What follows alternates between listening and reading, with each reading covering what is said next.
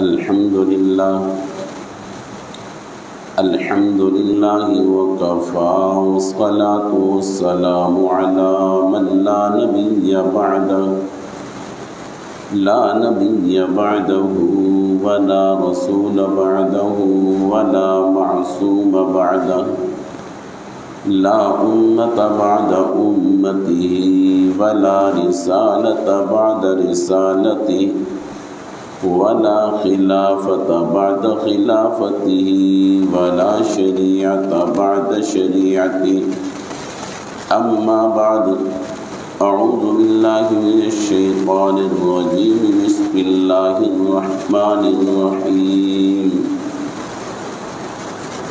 يا أيها الذين آمنوا استعينوا بالصبر والصلاة إن الله مع الصابرين ولا تقولوا لمن يقتل في سبيل الله أموات بل أحياء ولكن لا تشعرون ولنبلونكم بشيء من الخوف والجوع ونقص من الأموال والأنفس والثمرات وبشر الصابرين الذين إذا أصابتهم مصيبة قالوا إنا لله وإنا إليه راجعون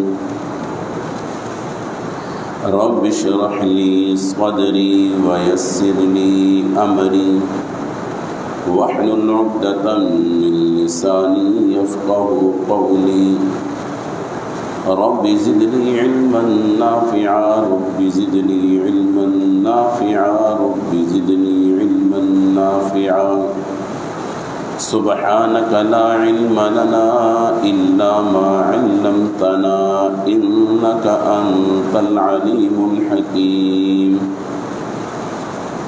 پیار و محبت کے ساتھ عبادت کی نیت سے میرے ساتھ مل کر درود شریف اللهم صل على محمد وعلى آل محمد كما صليت على إبراهيم وعلى آل إبراهيم إنك حميد مجيد اللهم بارك على محمد وعلى آل محمد كما باركت على إبراهيم وعلى آل إبراهيم إنك حميد مجيد.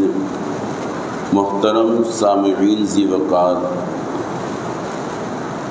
میں نے آپ کے سامنے سورۃ البقرہ میں سے 3 آیتوں کی تلاوت کی ہے. اللہ رب العزت سے دعا ہے کہ اللہ رب العزت حق کرنے کی توفیق نصیب فرمائے، پھر اس کے بعد ہم سب کو اس پر عمل پیرا ہونے کی توفیق نصیب فرمائے. قرآن پاک اللہ رب العزت کی طرف سے اپنے بندوں کے لیے رشد و ہدایت کی کتاب ہے.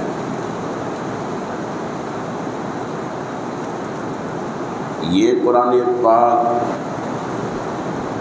جہاں پر ایک ایک حرف پر 10 نیکیاں ملتی ہیں، یہ قرآن پاک جہاں پر انسان کو آخرت کی فکر دلاتی ہے، وہیں پر یہ قرآن پاک انسان کو ایک بہترین زندگی اور زندگی کے اندر کے تمام مراحل کے اندر رہنمائی کرتی ہے. وہ ایک الگ بات ہے، ہم نے قرآن پاک سے چند فائدے حاصل کیے ہیں، جبکہ یہ ایک بہت بڑا سمندر ہے. کسی نے زیادہ سے زیادہ اس سے یہ فائدہ حاصل کر لیا، یار مغرب کے بعد سورۃ واقعہ پڑھ لوں گا تاکہ مجھے مفلسی حاصل نہ ہو. کوئی زور کے بعد سورۃ فتح پڑھ لیتا ہے تاکہ فتوحات کے دروازے میرے لیے کھلے رہیں. کوئی صبح کے وقت سورۃ یاسین پڑھ لیتا ہے تاکہ پورے دن کے کاموں میں میرے ساتھ آسانی ہو جائے۔ کوئی عشاء کی نماز کے بعد سورۃ ملک پڑھ لیتا ہے تاکہ قبر کے عذاب سے محفوظ رہوں۔ یہ سب باتیں ٹھیک ہیں، سب درست ہیں، لیکن یہ قرآن پاک انسان کی رشد و ہدایت کی کتاب ہے۔ بہت سے مراحل، ہر قسم کے مراحل میں یہ انسان کی رہنمائی کرتی ہے۔ ماں کی گود سے لے کر قبر کی گود تک کے تمام مراحل میں رہنمائی کرتی ہے۔ مثال کے طور پر جیسے بچہ پیدا ہو جائے، پیدا ہونے کے ساتھ قرآن اس بچے کی والدہ کی طرف متوجہ ہو کر کیا فرماتا ہے؟ وَالْوَالِدَاتُ يُرْضِعْنَ أَوْلَادَهُنَّ حَوْلَيْنِ كَامِلَيْنِ۔ قرآن بچے کی والدہ کی طرف متوجہ ہو کر کیا فرماتا ہے؟ فرماتا ہے اے اللہ کی بندی، اپنے اس بچے کو 2 سال تک مکمل دودھ پلاؤ، اس کی صحت کا خیال رکھو، اس کی خوراک کا خیال رکھو۔ یہی بچہ دھیرے دھیرے بڑا ہو جاتا ہے، محلوں کے اندر نکلتا ہے، گلیوں میں نکلتا ہے، لڑائی جھگڑے میں شروع ہو جاتا ہے، کبھی ایک سے لڑائی، کبھی دوسرے سے لڑائی۔ لیکن قربان جاؤں اس قرآن پاک پر کہ یہ ایک دم متوجہ ہوتا ہے۔ فرمایا اپنے بچوں کی تربیت کرتے ہوئے ان سے یہ فرما دیجئے انما المؤمنون اخوہ۔ او بچوں تم کیوں لڑتے ہو؟ تم تو آپس میں بھائی بھائی ہو، مت لڑو۔ اسی طرح بچے دوسرے کے برے برے ناموں سے بلاتے ہیں، برے القاب لیتے ہیں، کسی کو کڈنا کہہ دیا، کسی کو موٹو کہہ دیا، کسی کو کیا کہہ دیا۔ قرآن پاک پھر متوجہ ہوتا ہے اس بچے کی ماں کی طرف کہ اپنے بچے کی تربیت کرو۔ وَلَا تَنَابَزُوا بِالْأَلْقَابِ، مت ایسے ناموں سے کسی کو پکارو جس سے اس کو تکلیف ہو۔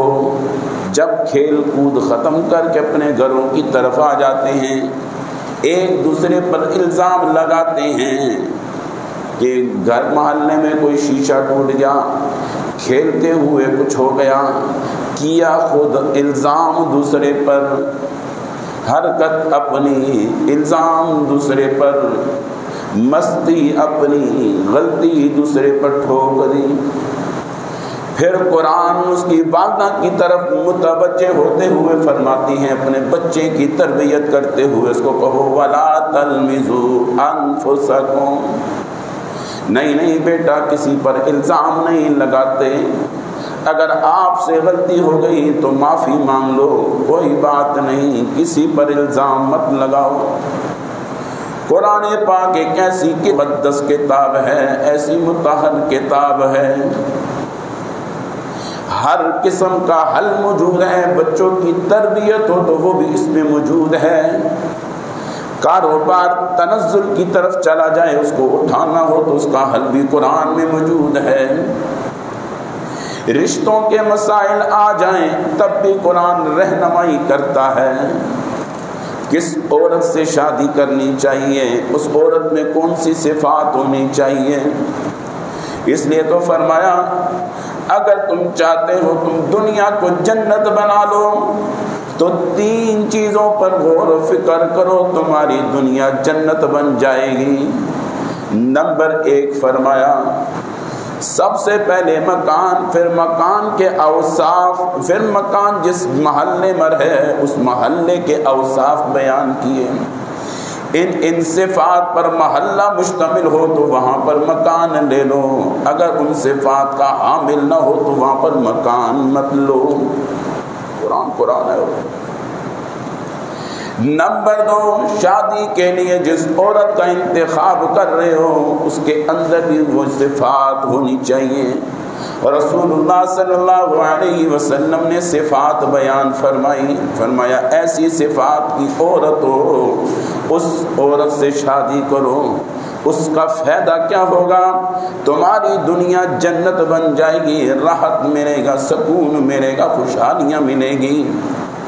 جب انسان گھر میں آئے اور سکون نہ ہو، خوشحالی نہ ہو، دماغ تھکا ہوا ہو، تو اس تھکے ہوئے دماغ سے کاروبار نہیں ہوا کرتا.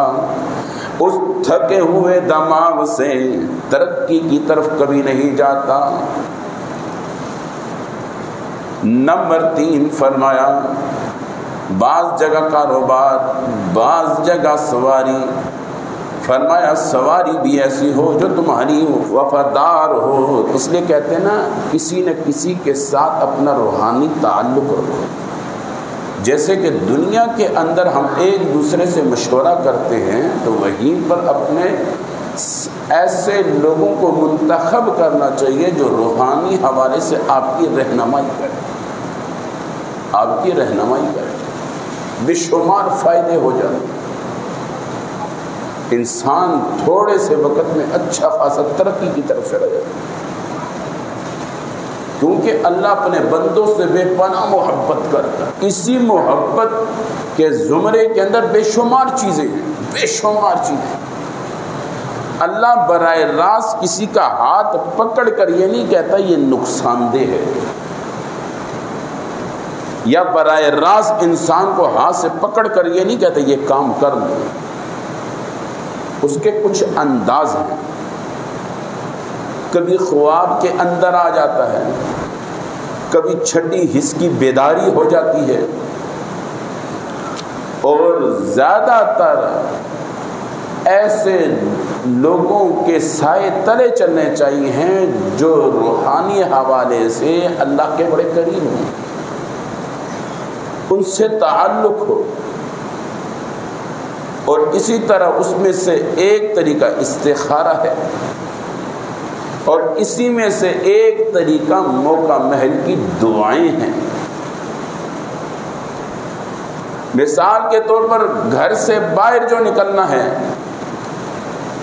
فرمایا گھر امن کی جگہ ہے، گھر سے باہر والی جگہ امن کی نہیں ہے. لیکن جب انسان دعائیں پڑھ کے نکلتا ہے تو اللہ تعالیٰ باہر والی جگہ کو اس کے لیے بہتری کی صورت بنا دیتا ہے.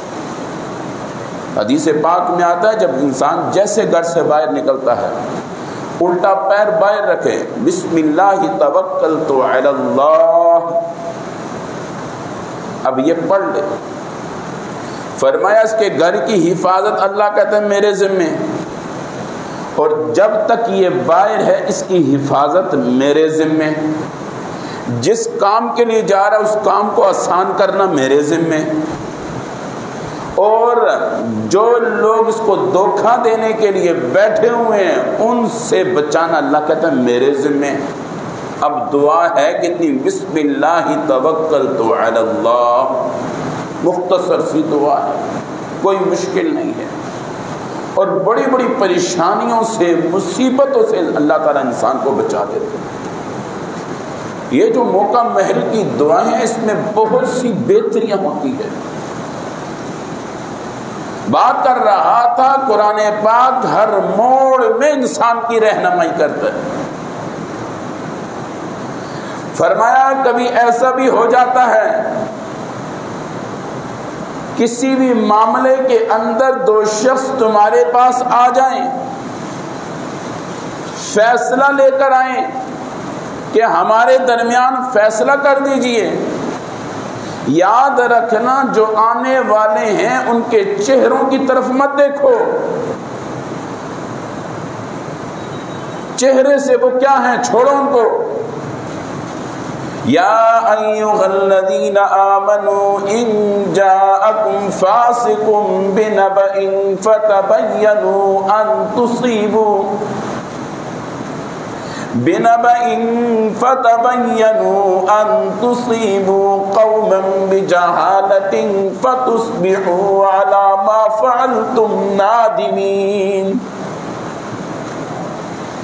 فرمایا کوئی بھی لوگ تمہارے درمیان میں آ جائیں فیصلہ کے لیے، تم نے کیا کرنا ہے؟ تمہیں یہ نہیں دیکھنا یا تو یہ بے نمازی ہے، یہ تو فلانا فلانا گناہ میں ملوث ہے، چھوڑ دو ان باتوں کو، تم فیصلے میں دیکھو فیصلے میں کون ٹھیک ہے کون غلط ہے۔ یا ایھا الذین آمنوا ان جاءکم فاسق، فاسق کیوں نہ ہو، گنہگار کیوں نہ ہو، لیکن کسی بھی مسئلے میں تمہارے پاس آ جائے، شریعت فرماتی ہے ان چیزوں کو چھوڑ دو۔ یا ایھا الذین آمنوا ان جاءکم فاسق بنبأ فتبینوا ان تصیبوا قوما بجہالۃ فتصبحوا علی ما فعلتم نادمین۔ اس وقت فیصلہ ایسا کرو جو ٹھیک ٹھیک ہو، اور طریقہ کار بھی یہی ہے۔ اور آج ہمارے معاشرے میں عجیب سی بات ہے، جب تک کسی پر کوئی الزام نہ لگا ہو اس الزام سے کسی کو پکارنا گناہ ہے، گناہ ہے، گناہ ہے۔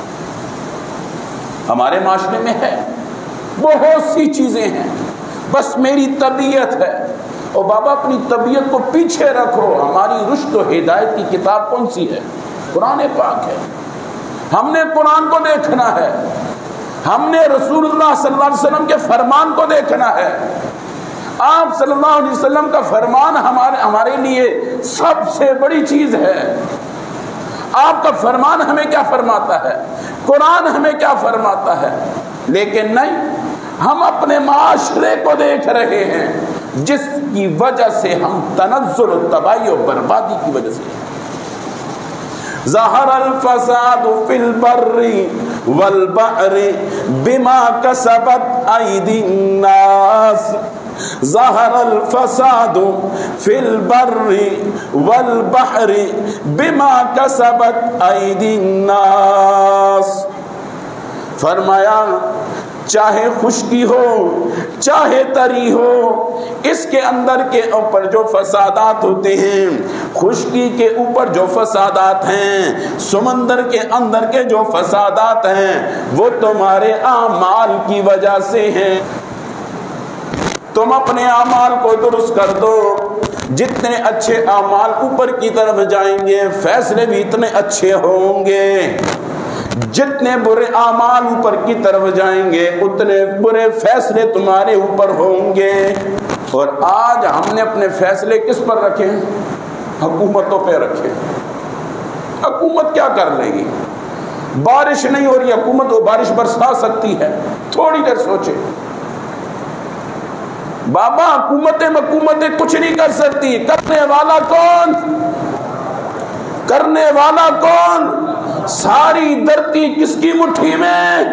ہاں، یہ ٹوک پوکیاں چھوڑ دو، کوئی کچھ نہیں کر سکتا، کرنے والا میرا اللہ، ساری قدرتیں اس کی مٹھی میں، ساری طاقتیں اس کی مٹھی میں، اس کی مرضی ہے۔ سورج کے اندر جتنی مرضی تپش ڈال دے مرضی اس کی ہے، چاند میں جتنی چاندنی ڈال دے مرضی اس کی ہے، پانی کو سیلاب کی شکل بنا دے مرضی اس کی ہے، پانی کو انسان کے لیے پانی کا سبب بنا دے، غذا کا سبب بنا دے مرضی اس کی ہے۔ کسی کی مٹھی میں کچھ نہیں ہے، کسی کے آنے جانے سے کچھ نہیں ہوتا، یہ کائنات اللہ کی ہے، قبضہ میرے اللہ کا ہے، کسی کا اس کائنات میں کوئی قبضہ نہیں ہے۔ قل اللہم مالک الملک، اللہ اللہ، قل اللہم مالک الملک تؤتی الملک من تشاء وتنزع الملک ممن تشاء وتعز من تشاء وتذل من تشاء بیدک الخیر۔ کس کی مٹھی میں ہے؟ آؤ تو میں ایک واقعہ سناؤں۔ ایک بادشاہ تھا، اس کے ساتھ چند وزیر تھے. چلتے چلتے راستے میں ایک باغ آ گیا، بڑا گنا باغ تھا، یعنی پھلوں سے بھرا ہوا. تو بادشاہ سلامت نے کہا یار یہ باغ نظر آ رہا ہے، مجھے پیاس لگی ہے، جاتے ہیں، سردی کا موسم تھا، جا کے انار کا شربت پی لیتے ہیں. انہوں نے کہا بادشاہ سلامت ٹھیک ہے کوئی بات نہیں. چل پڑے، اندر گئے. اس سے کہا اچھا پرانا زمانہ تھا، بادشاہ سلامت بھی بعض مطلب محسوس نہیں ہوتے تھے، فقیرانہ لباس میں چلتے تھے. کچھ چہرے پہ لکھا ہوا نہیں عظیم پروٹوکول، 100 گاڑیاں آگے تو 100 گاڑیاں پیچھے. افلاطون جا رہا ہے. کیڑا افلاطون ہے؟ کیڑے افلاطون؟ آئے کیوں؟ جب ڈرتے ہو آئے کیوں ہو؟ جب آئے ہو ڈرو مت. یہ کون سے ڈرامے ہیں؟ 100 آگے 100 پیچھے. اگر جان اتنی اچھی لگتی ہے پیچھے ہٹ جاؤ. آؤ ان لوگوں کو آنے دو جو ڈرتے نہیں ہیں، جو اپنی جانیں ہتھیلی میں رکھ کے چلتے ہیں. قوم کی تباہی و بربادی شروع کر دی ہے. مرے گا تو ایک ہی دفعہ مرے گا، مرنا بار بار نہیں ہے، زندگی ایک ہی ہے. کھری گزارو، روبدار گزارو، نہ ڈر گزارو، اچھی گزارو، عزت کے ساتھ گزارو. بار بار زندگی نہیں بھی نہ کرتی. بات کر رہا تھا فقیروں والا لباس پہنا ہوا، باغ کے اندر داخل ہو گیا. چند وزراء بھی تھے، وزیر بھی تھے، وزیر مشیر ساتھ تھے. فرمایا یار شربت دے دو انار کا. انہوں نے کہا بیٹھ جائیں. بیٹھا دیا. اس نے انار کا شربت بنایا، ان کو دے دیا. انہوں نے جب پیا، غور سے سنو، جب پیا بڑا مزہ آیا. وزیر بادشاہ کے کان میں کہنے لگے حضرت بڑا گنا باغ ہے، تو ٹیکس لاؤ، ٹیکس لاؤ. کہ لاؤ؟ ٹیکس لاؤ، ٹیکس لاؤ. بڑا بہترین باغ ہے، گنا باغ ہے، اتنا بڑا باغ ہے، ٹیکس لگانا چاہیے اور ٹیکس لگانا چاہیے. بادشاہ نے بھی کہا ہاں یار بات تو صحیح کر رہے ہو، ٹھیک کر رہے ہو، چلو یہاں سے نکلتے ہیں پھر کر رہے. اتنے میں ایک گلاس پیتے پیتے ختم ہو گیا. فرمایا یار ایک گلاس اور دے دینا. مزہ آ گیا اس کو. اب غور سے ایک گلاس اور دے دینا. انہوں نے ایک گلاس اور دے دیا. جب وہ منہ کے ساتھ لگایا، ذائقہ بڑا عجیب اور غریب، بڑا عجیب غریب. فرمایا یہ کیا دیا ہے؟ فرمایا انار کا شربت دیا. فرمایا پہلا والا تو پھر ذائقے دار تھا، اچھا تھا، میٹھا تھا، یہ تو بغیر ذائقے کے ترش. فرمایا حضرت مجھے تو کچھ پتہ نہیں ہے، وہی درخت ہے، وہی ٹہنی ہے، برابر کا انار ہے. اگر دیکھا جائے اس کا چھلکا دیکھو تو اتنا لال سرخ نہیں، اس کا چھلکا اوپر سے دیکھو تو لال سرخ ہے. دانے اچھے ہیں، خوبصورت تھا دیکھنے میں، مجھے تو کوئی ایسا نظر نہیں آیا. فرمایا پھر یہ کیوں ایسا ہے؟ فرمایا مجھے تو اور پتہ نہیں، میں نے اپنے بڑوں سے سنا ہے کچھ ایسا کہ جب ملک کا جب سربراہ کی نیت میں فتور آ جاتا ہے، اللہ تعالی رزق کے ذائقوں کو چھین لیتا ہے. جب ملک کے سربراہوں کے ذہنیت میں کچھ فتور آ جاتا ہے تو اللہ تعالی ذائقوں کی برکات، انوارات، ذائقے چھین لیتا ہے. بادشاہ سلامت تھوڑا بہت دیندار تھا.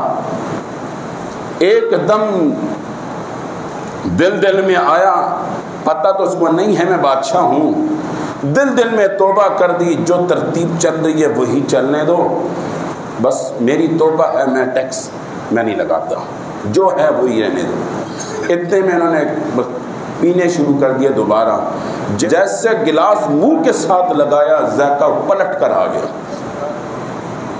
جیسا گلاس منہ کے ساتھ لگایا ذائقہ پلٹ کر آ گیا۔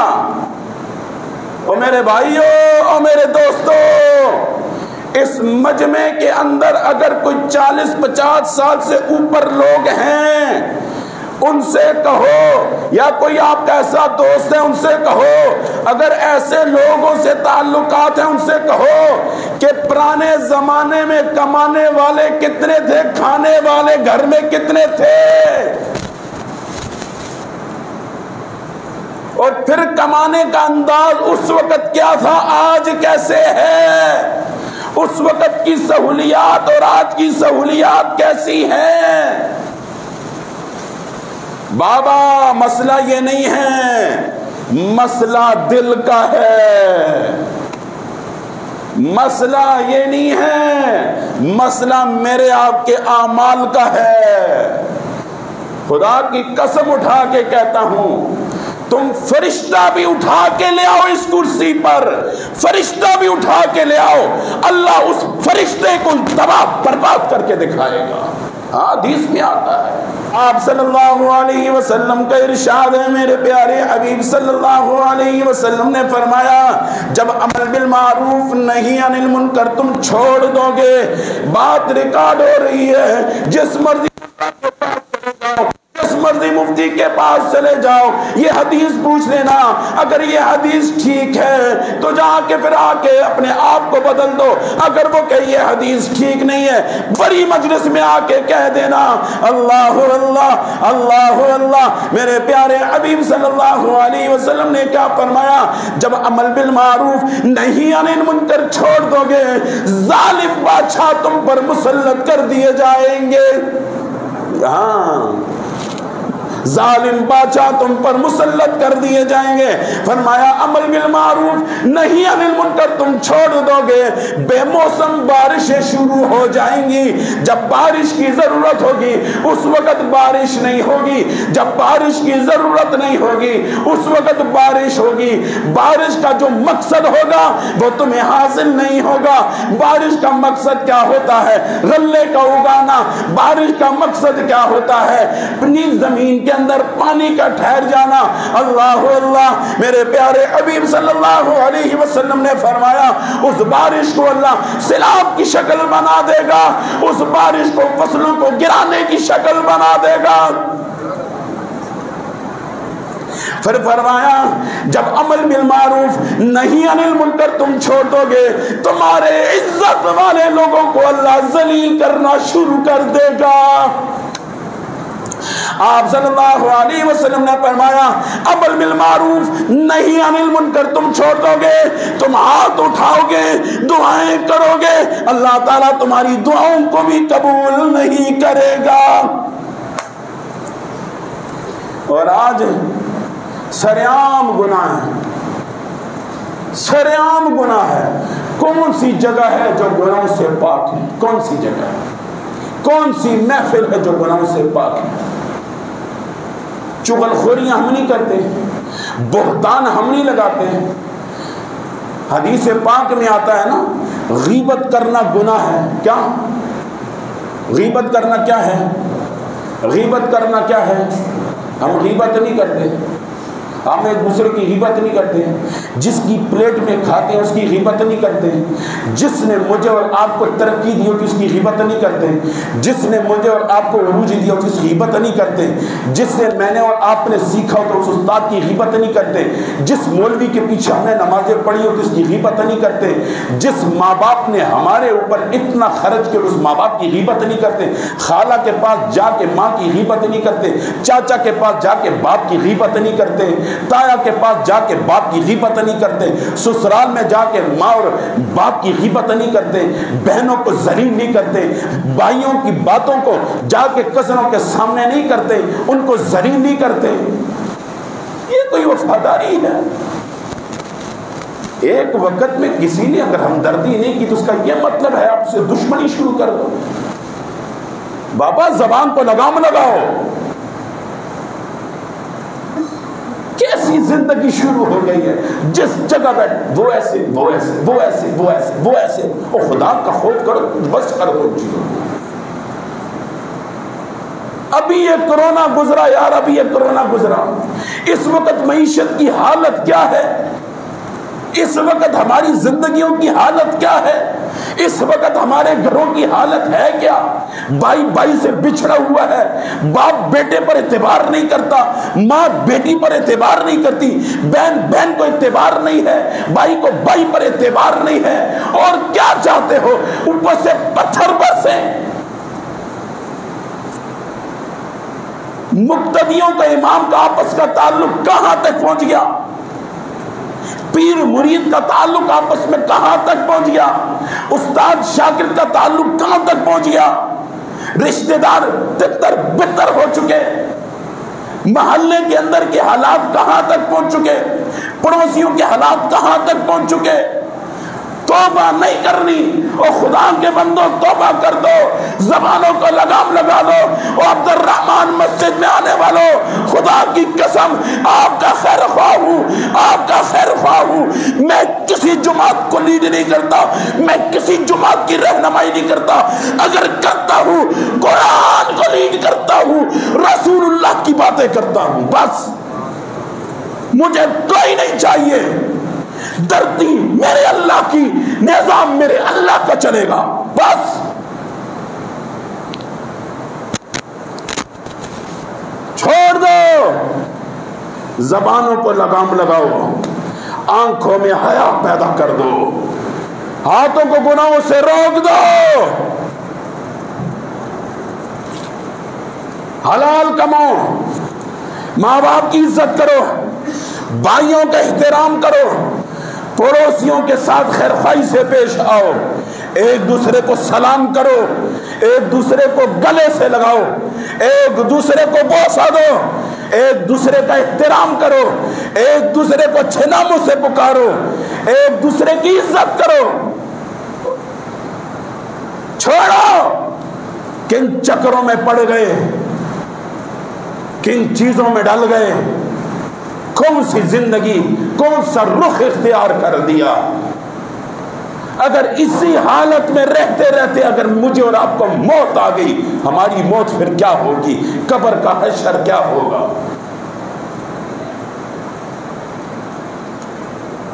سب امیدیں کس سے لگانی, امیدیں کس سے لگانی, اللہ سے امیدیں لگاؤ. یاریاں کس سے لگانی, اللہ سے یاریاں لگاؤ. کس کی بات پر یقین کرنا, اللہ اور اللہ کے رسول کی بات پر. بس کس رخ پر جا رہے ہیں. اور بابا ہاتھ جوڑ کر, جو چیز میں دیکھ رہا اور بہت ڈر لگ رہا ہے, بہت, خدا کی قسم اہل نظر رو رہے ہیں, اہل بصیرت والے رو رہے ہیں, اہل بصارت والے رو رہے ہیں.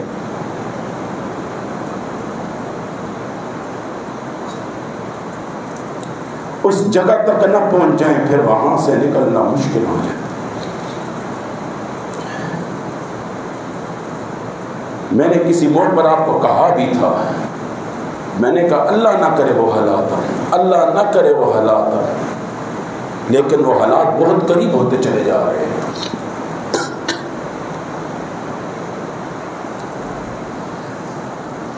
بابا جس پارٹی سے محبت ہے, جس سے محبت ہے, دل میں رکھو.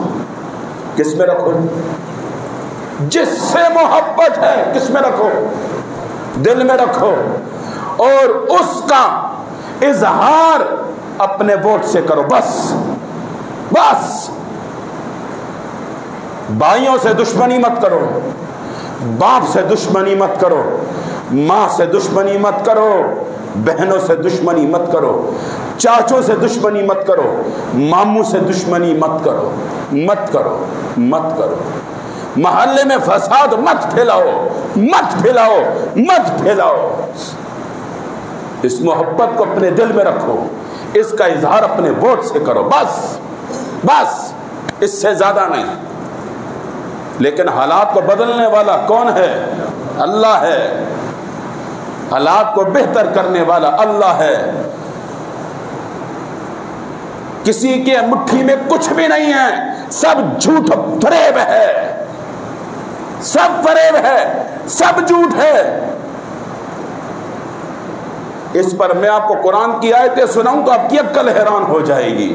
آؤ قرآن سے جڑ جاؤ، قرآن کو ترجمے سے پڑھنا شروع کر دو، 5 وقت کی نماز باجماعت پڑھنا شروع کر دو، اپنی آنکھوں میں حیا پیدا کر دو، ایک دوسرے کا احترام کرو، ایک دوسرے کو پانی دو، ایک دوسرے کو کھانوں میں بٹھاؤ، ایک دوسرے کا اکرام کرو، ایک دوسرے کے ساتھ عزت سے پیش آؤ۔